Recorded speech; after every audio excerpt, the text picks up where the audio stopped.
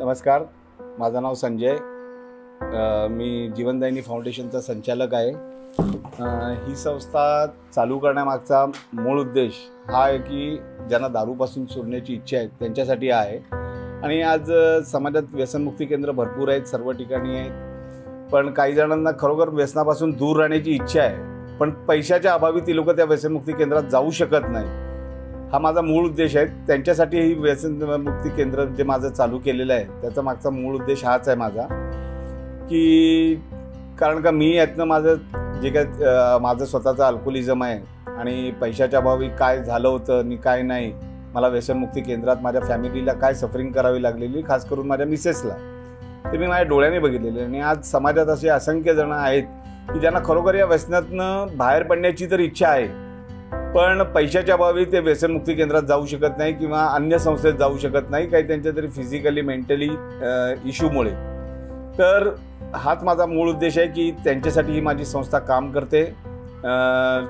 मला हीच विनंती आहे, जर का कोणाची सोडण्याची, दारूपासनं किंवा इतर व्यसनातनं मुक्त होण्याची इच्छा असेल तर त्याने आमच्याशी संपर्क साधावा.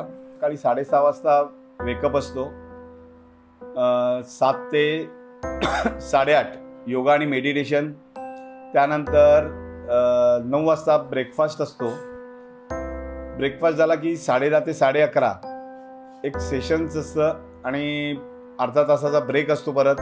आणि 1 वाजता लंच टाईम आहे. लंच नंतर एक 1.5-2 तासाची रेस्ट आहे. त्यानंतर 2:30 ते 3:30 पुन्हा एक सेशन असतं. 4 वाजता टी टाईम.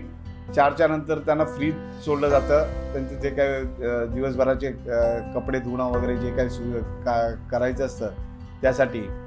आणि 6:30 ते 7 पुन्हा एक मेडिटेशन असतं. आणि 7 नंतर 7 ते 8 एक एंटरटेनमेंट टायमिंग असतो, जिकडे कॅरम किंवा कोणाला TV बघायचं असेल TV बघतात, म्युझिक ऐकायचं असेल म्युझिक ऐकतात. 8:30 वाजता 1 तास फ्री दिला जातो आणि नंतर झोपवलं जातं.